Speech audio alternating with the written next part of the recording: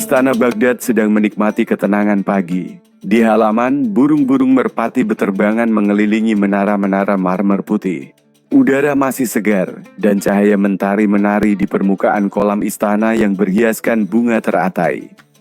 Namun di dalam ruang utama istana, Raja Harun al-Rasyid sedang mengalami krisis yang tak bisa diselesaikan dengan pedang atau pajak. Ia duduk di atas singgasananya, melirik satu demi satu para pejabat yang menyajikan laporan. Setiap kata yang terdengar tentang ladang gandum, logistik unta dan defisit pajak hanya membuat kelopak matanya makin berat. Apakah hidup seorang raja hanya diisi oleh laporan dan angka-angka? Desahnya pelan. Di mana letak kemewahan bila semua yang kudengar hanyalah panen dan pajak? Seorang penasihat tua mencoba berbicara. Tuanku, barangkali hari ini kita bisa mendengarkan perwakilan dari distrik selatan tentang... Cukup, potong raja sambil berdiri. Aku butuh hiburan, aku butuh keajaiban. Semua orang di aula langsung menunduk, hening menggantung. Raja lalu menunjuk salah satu pelayan. Panggil Abu Nawas, sekarang juga. Tapi beri dia tahu, aku sedang tidak ingin ditipu. Bila ia gagal menghiburku hari ini, aku akan menyuruhnya tidur di penjara, bukan di ranjang rumahnya. Tak lama, langkah cepat terdengar di lorong istana. Seorang pria berjubah lusuh, namun gagah masuk dengan langkah ringan, nyaris seperti menari. Wajahnya ceria dan matanya selalu tampak sedang menyusun rencana yang belum ia ceritakan pada siapapun. Penyair, penipu, filsuf, sekaligus penakluk kebosanan istana. Ia membungkuk rendah. Salam dan doa untuk raja yang bijak, tampan, dan selalu awet muda. Beberapa pengawal nyaris tertawa, tapi raja tetap memasang wajah datar. Aku bosan Abu Nawas, aku muak dengan rutinitas. Hari ini aku ingin kau mendatangkan emas, tapi bukan emas biasa. Raja mendekat. Aku ingin kau mendatangkan emas dari udara. Abu Nawas tidak langsung menjawab. Ia menatap raja, lalu menatap jendela istana yang sedang terbuka. Angin pagi meniup tirai sutra, mengibarkannya seperti bendera. Burung gagak terdengar di kejauhan. Dari udara tuanku, tanya Abu Nawas pelan. Ya, jawab raja. Dari udara, jangan tanya caranya. Aku tak peduli. Yang penting, besok sore, kau datang membawa emas yang tidak berasal dari bumi. Aula kembali hening. Abu Nawas tiba-tiba tersenyum. Senyuman itu membuat sebagian besar pejabat merasa tidak tenang, karena mereka tahu, setiap kali Abu Nawas tersenyum seperti itu, seseorang akan kena jebakan. Baiklah tuanku, katanya sambil membungkuk. Saya akan mendatangkan emas dari udara, tapi saya butuh syarat. Apalagi? Dengus raja. 4 hal saja. 1 kantong besar dari kulit unta. Sebaiknya yang kuat dan tidak bocor. 2. 10 juru tulis terbaik kerajaan. 3. 1 ruangan kosong tanpa jendela, tanpa celah udara lain. 4. Dan surat perintah dari raja, agar semua pejabat tinggi kerajaan datang ke ruangan itu. Satu persatu, atas nama tugas negara. Raja mengangkat alis. Kau membuatku makin penasaran. Tapi baiklah. Semua permintaanmu akan aku kabulkan. Abu Nawas membungkuk sekali lagi. Terima kasih tuanku. Tapi ingat, jangan mengintip prosesnya. Seperti memasak sihir, hasilnya hanya akan jadi bila tidak dilihat sebelum waktunya. Raja menunjuk ke arah luar. Pergilah, dan jangan kembali kalau kau tidak bisa membuktikan ucapanmu. Abu Nawas berjalan keluar dengan langkah ringan. Tapi sebelum benar-benar pergi, ia menoleh ke belakang dan berkata, Tuanku, jika besok saya datang membawa emas dari udara, jangan minta saya melipat gandakannya dari air pula. Sementara Abu Nawas hilang di balik gerbang istana, para pejabat berbisik-bisik. Emas dari udara, gila. Dia pasti akan ditangkap besok. Atau kita yang akan terlibat dalam rencana gilanya. Dan di tempat duduknya, Raja Harun al-Rasyid menatap keluar jendela. Untuk pertama kalinya dalam seminggu, ia merasa penasaran. Apa yang akan kau lakukan kali ini, Abu Nawas? Tentu. Berikut adalah perluasan bab 2. Permintaan yang aneh dari cerita Abu Nawas dan uang emas dari udara dikembangkan secara naratif penuh dengan dialog yang besar dan berat.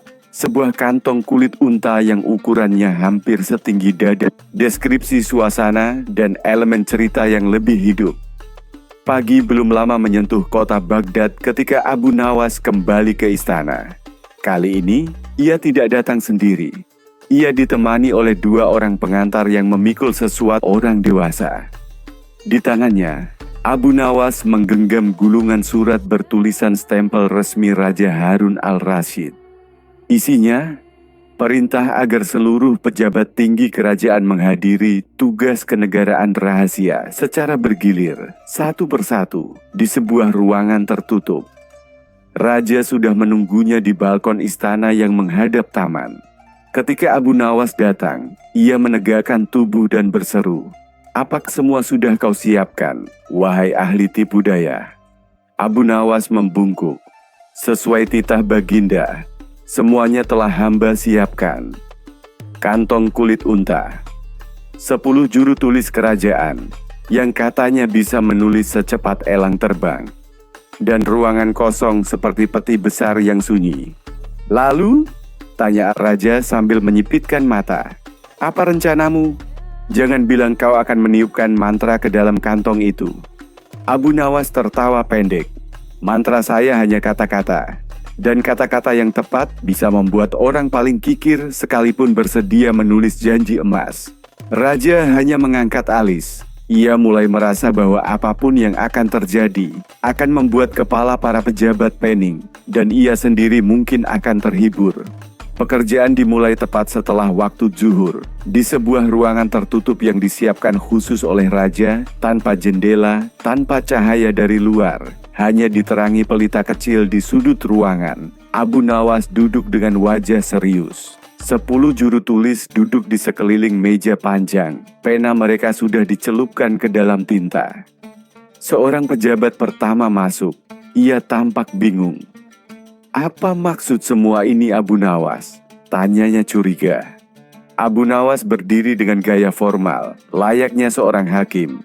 "Atas nama Raja, kami sedang melakukan penilaian kontribusi pejabat terhadap kelangsungan keuangan negara." Pejabat itu menelan ludah. "Tenang saja," kata Abu Nawas sambil menepuk bahunya. "Kami hanya akan mencatat janji sukarela Anda untuk mendukung keuangan kerajaan." Lalu Abu Nawas melambaikan tangan, dan para juru tulis mulai menulis. "Dengan ini saya berjanji akan menyumbang 50 dinar emas untuk mendukung pembangunan istana air. Saya berjanji membayar pajak tambahan sebesar 100 dinar atas nama loyalitas kepada raja." Setelah tanda tangan diberikan, pejabat itu disuruh keluar. Ia bingung, tapi tidak berani bertanya lebih jauh. Hal ini berlangsung sepanjang sore. Satu persatu pejabat datang, beberapa menolak, tapi ketika Abu Nawas mengingatkan bahwa surat perintah datang langsung dari raja, mereka tak punya pilihan. Beberapa mencoba mengelak. "Saya sedang membangun rumah, Abu Nawas." "Bagus," jawabnya. "Berarti Anda paham pentingnya pembangunan. Tambah nilainya menjadi 2 kali lipat." Yang lain mengeluh, "Tapi ini bukan waktu yang tepat." Abu Nawas menjawab sambil tersenyum. "Emas dari udara hanya bisa dipanen saat angin sedang tenang. Dan hari ini udaranya tenang, bukan?" Menjelang malam, kantong kulit unta mulai terasa berat. Tapi bukan karena berisi emas, melainkan ratusan lembar surat utang janji-janji tertulis dari orang-orang yang biasanya pelit bicara, apalagi mengeluarkan uang. Salah satu juru tulis berbisik, "Abu, ini benar-benar gila, tapi aku suka." Abu Nawas tersenyum kecil. Emas itu bukan cuma logam. Kadang emas adalah janji yang ditulis dengan takut dan ketakutan pejabat. Bisa jadi mata uang. Saat bulan mulai naik di langit Baghdad, Abu Nawas mengikat kantong besar itu dan bersiap untuk kembali ke hadapan raja. Wajahnya tetap santai, seolah ia baru saja memanen buah kurma dari pohon di halaman belakang rumahnya. Tapi di dalam hati, ia tahu besok pagi akan jadi pagi yang penuh kejutan. Di sisi lain istana, Raja Harun al-Rasyid duduk termenung di balkon. Matanya memandang ke arah ruangan tertutup itu. Ia tersenyum tipis. Abu Nawas, aku tidak tahu apakah kau penyelamat kerajaan atau sekadar pelawak. Tapi esok aku ingin tahu, apa yang akan kau bawa dari udara itu? Hari kedua pun tiba. Mentari Baghdad perlahan menyapu langit dengan semburat keemasan. Burung-burung gereja berkicau di antara pepohonan taman istana, seolah menyambut hari yang akan menjadi luar biasa. Namun suasana di dalam istana justru dipenuhi bisik-bisik. Para pejabat kerajaan berkumpul di lorong-lorong, berdiskusi dengan wajah tegang dan penuh tanya. Apa sebenarnya yang sedang direncanakan Abu Nawas? Mengapa kita semua dipanggil secara bergiliran kemarin? Apakah ini semacam jebakan? Sementara itu, di ruangan tertutup yang disediakan oleh raja, ruangan yang sudah tidak digunakan selama bertahun-tahun, Abu Nawas kembali hadir. Ia mengenakan jubah coklat sederhana, sorbannya agak miring seperti biasa dan senyumnya tetap penuh rahasia. Di hadapannya, kantong kulit unta yang besar kini telah berubah bentuk, menggelembung dan berat. Tak ada satu keping emas pun di dalamnya, tapi suara kertas yang bergesekan membuatnya terdengar seperti harta karun yang berbeda. 10 juru tulis yang kemarin bekerja bersamanya tampak kelelahan, tapi puas. Salah satu dari mereka, seorang pemuda bernama Hamid, berbisik, "Abu, kau benar-benar berhasil membuat para bangsawan itu gemetaran." Abu Nawas hanya tertawa kecil. Kadang ketakutan mereka lebih bernilai dari uang mereka sendiri. Pukul 9 pagi, pelayan istana datang mengantar perintah dari raja. Abu Nawas diharapkan hadir di aula singgasana dan membawa emas dari udara yang dijanjikannya. Sudah waktunya, gumam Abu Nawas. Ia menepuk kantong kulit itu, lalu menyuruh 2 pengawal untuk memikulnya bersama-sama. Di sepanjang lorong menuju aula utama, para pelayan dan pejabat menatap kantong itu seolah di dalamnya benar-benar tersimpan harta karun. Beberapa penasaran, beberapa curiga. Setibanya di aula, Raja Harun al-Rasyid sudah duduk dengan tubuh tegap dan pandangan tajam. "Abu Nawas," katanya, "datanglah ke depan dan tunjukkan pada kami semua emas dari udara yang kau janjikan." Abu Nawas melangkah ke depan dengan santai. Ia menunduk sopan, lalu memberi isyarat agar kantong diletakkan di lantai. "Tuanku," katanya sambil membuka simpul tali pada kantong, "apa yang hamba bawa ini bukan emas biasa. Ia tidak berkilau, tidak bisa ditempa, dan tidak bisa dibelikan pedang. Tapi nilainya bisa jadi jauh lebih besar."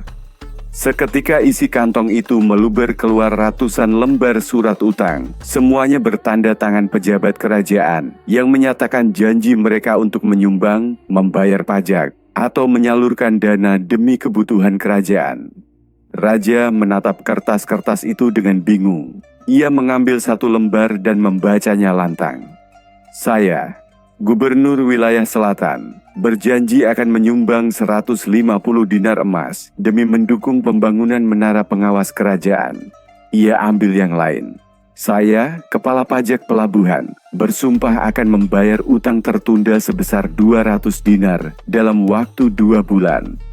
Dan satu lagi, saya, Bendahara Istana, akan mengembalikan kelebihan anggaran konsumsi jamuan sebesar 70 dinar. Ruangan itu senyap. Beberapa pejabat yang hadir mulai merasa tidak nyaman.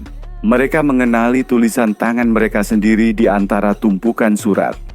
Raja lalu mengangkat kepalanya, menatap Abu Nawas dengan alis menyatu. "Ini bukan emas," katanya pelan. Abu Nawas membungkuk. "Benar, tuanku. Tapi surat-surat ini lahir dari ketakutan pejabat, dari tekanan kewajiban, dan dari udara ruang kosong yang saya isi dengan harapan raja. Dan jika mereka semua benar-benar memenuhi janji mereka, maka hamba pastikan, dalam waktu dekat, emas akan memenuhi perbendaharaan kerajaan, tanpa satu pun pedang diangkat atau pajak dinaikkan." Sejenak, raja hanya memandangnya. Sunyi. Lalu, "Hahaha, Raja tertawa keras. Suaranya menggema hingga ke balkon. Ia memukul-mukul lengan singgasananya, membuat mahkotanya nyaris miring. Abu Nawas, aku tidak tahu kau ini penyihir atau pencuri, tapi yang pasti, kau berhasil membuat udara lebih bernilai dari tambang emas. Para pejabat yang mendengarkan hanya bisa menunduk dalam diam. Mereka tahu, janji sudah terlanjur ditulis, dan Raja kini memiliki semua buktinya. Raja lalu berdiri dan memerintahkan bendahara kerajaan mengatur jadwal pemenuhan janji semua pejabat dalam surat itu. Siapkan bendahara, siapkan pengingat, dan siapkan hukuman kalau perlu. Ia lalu menoleh pada Abu Nawas. Kau telah menepati tantangan yang paling mustahil. Untuk itu, kau akan mendapat hadiah, tapi bukan emas. Karena kau sendiri tahu cara membuatnya dari udara. Abu Nawas membungkuk dan berkata, "Terima kasih tuanku, hamba hanya memanen apa yang sudah tertiup angin." Dan dengan begitu, seluruh istana belajar satu pelajaran penting hari itu. Jika Abu Nawas meminta ruangan kosong dan selembar kertas, bersiaplah kehilangan harta sebelum kau sempat berkata tidak. Apakah kamu ingin saya lanjutkan bab 4, emas dari udara? Atau kamu ingin saya bantu kumpulkan semua bab ini dalam bentuk file, Word PDF, dengan layout seperti buku cerita? Tentu. Berikut adalah versi bab 4, emas dari udara, dari cerita Abu Nawas dan uang emas dari udara, diperluas secara mendalam dengan narasi kuat, dialog dramatis, dan sentuhan humor cerdas khas Abu Nawas. Istana Baghdad belum pernah seramai ini hanya karena sekantong surat. Setelah Abu Nawas berhasil membuat Raja Harun al-Rasyid tertawa terbahak-bahak di aula singgasana, kabar tentang emas dari udara menyebar ke seluruh pelosok kota seperti angin pada gep pasir. Para pedagang, ulama, pengawal, hingga pelayan istana ikut memperbincangkannya dengan versi masing-masing. Aku dengar Abu Nawas memanggil jin dari udara untuk membuat emas. Tidak, dia hanya menulis puisi lalu dijual ke pasar. Kalian salah, dia bikin semua pejabat istana ngaku dosa, lalu dijual ke raja.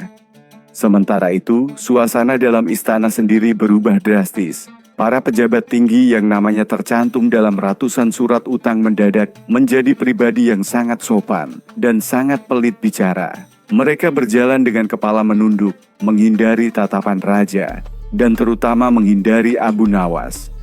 Pagi hari setelah pengungkapan besar, raja memerintahkan pertemuan darurat dengan bendahara kerajaan, kepala pajak, dan Abu Nawas sendiri.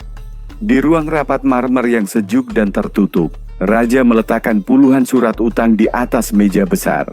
Ia menunjuk tumpukan itu dengan tatapan tegas. "Bendahara," katanya, "mulai hari ini, kau harus menagih surat-surat ini. Semua, tanpa terkecuali." Bendahara menelan ludah. "Tapi, tuanku, ini banyak sekali, dan sebagian dari mereka adalah orang-orang kuat." "Benar," raja menimpali. "Dan karena itulah mereka perlu diingatkan. Kekuasaan bukan alasan untuk lolos dari tanggung jawab." Lalu raja menoleh ke Abu Nawas yang sedang duduk sambil memetik janggutnya dengan santai. "Dan kau Abu Nawas, apa yang akan kau lakukan selanjutnya?" Abu Nawas mengangkat bahu.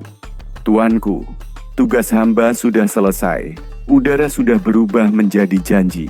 Dan janji, seperti yang tuanku tahu, adalah hal paling rapuh sekaligus paling kuat di dunia." "Jadi, kau yakin mereka akan membayar?" tanya raja. Abu Nawas tersenyum nakal. "Jika tidak, setidaknya tuanku memiliki alat untuk menekan mereka seumur hidup." Sore harinya, pengumuman resmi kerajaan dikeluarkan.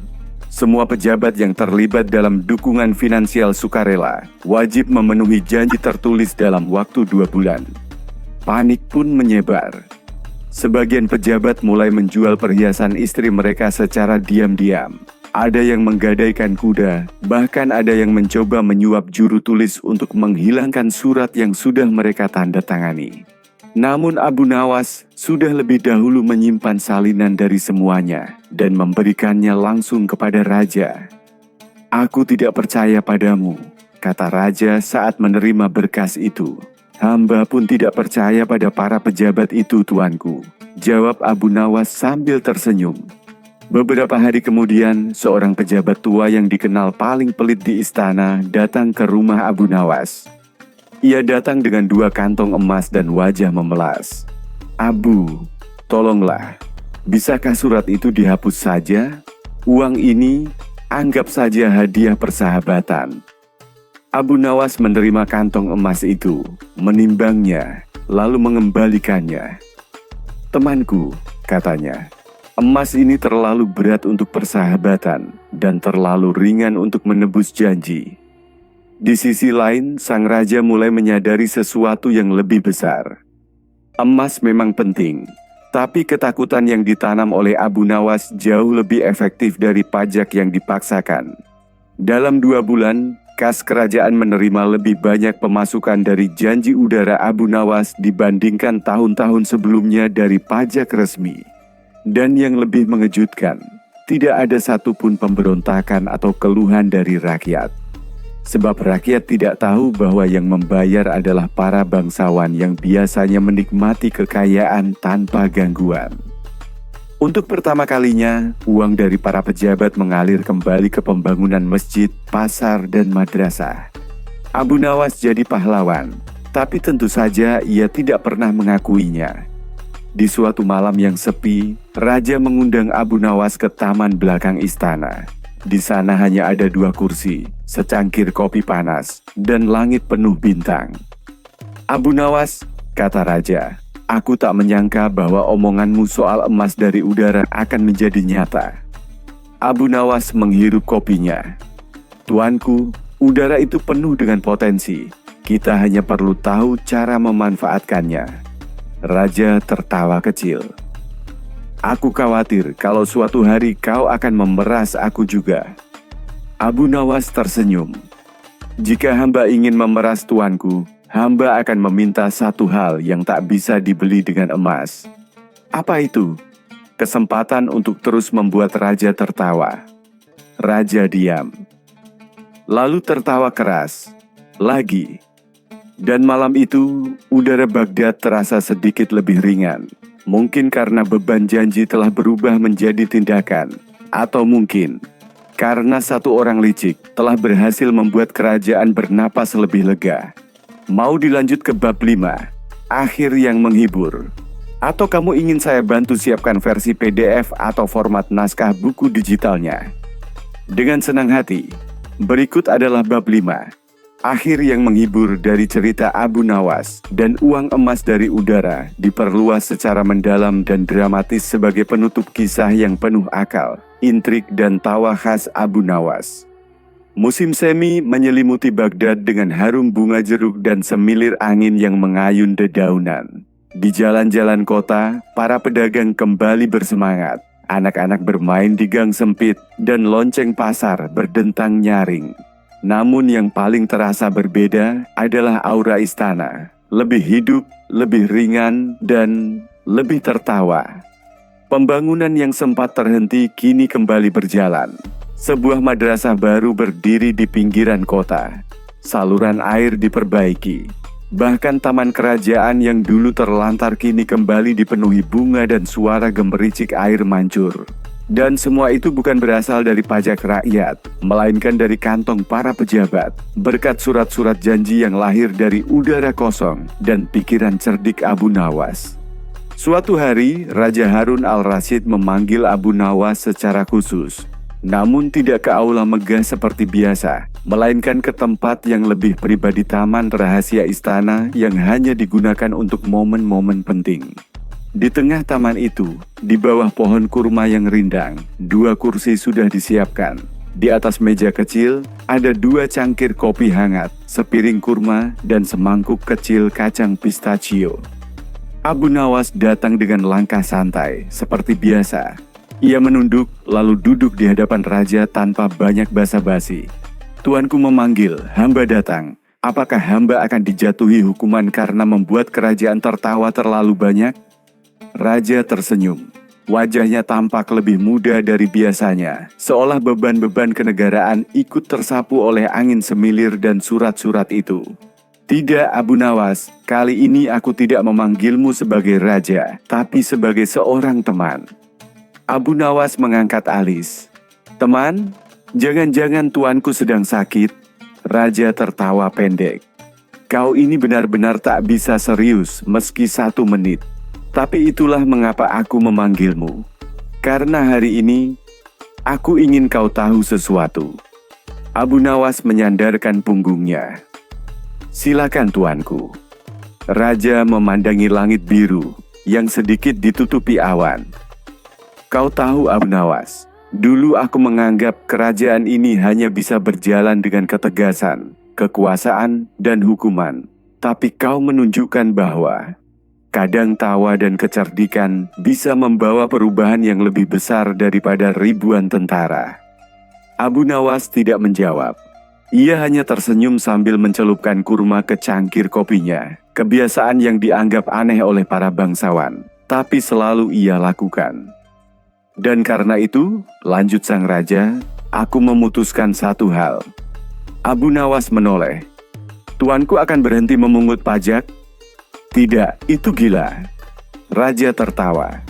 Aku memutuskan bahwa mulai hari ini, kau tidak lagi hanya menjadi penasihat kerajaan, tapi juga guru kerajaan. Guru? Abu Nawas nyaris tersedak kurmanya. Ya. Kau akan mengajarkan kepada para bangsawan dan pejabat apa itu akal sehat, apa itu kejujuran, dan apa itu rasa malu. Karena tampaknya hanya kau yang bisa membuat mereka jujur, meski dengan sehelai kertas dan udara kosong. Dan begitulah, Abu Nawas menjadi satu-satunya guru tanpa gelar yang diangkat oleh seorang khalifah. Ia tidak pernah memegang jabatan resmi, tidak duduk di kursi kekuasaan, dan tidak punya lambang kehormatan di dadanya. Tapi semua orang tahu, satu kalimat dari Abu Nawas bisa membuat satu istana bergerak. Hari-hari berlalu, dan nama Abu Nawas tidak hanya dikenang sebagai pelawak istana, tapi sebagai penyihir udara, yang bisa mengubah ruang kosong menjadi sumber emas, dan janji kosong menjadi penggerak peradaban. Di akhir cerita ini, ada satu hal yang tak banyak diketahui orang. Abu Nawas menyimpan satu surat janji yang tidak pernah ia serahkan kepada raja. Surat itu ia simpan sendiri, di balik kitabnya yang usang. Di atasnya tertulis, "Saya, Harun al-Rashid, berjanji untuk selalu menjadi raja yang adil, walau harus dibohongi oleh seorang gila bernama Abu Nawas." Dan setiap kali ia merasa lelah atau hampir kehilangan harapan terhadap kerajaan, Abu Nawas membuka surat itu, membacanya perlahan, lalu tertawa sendiri.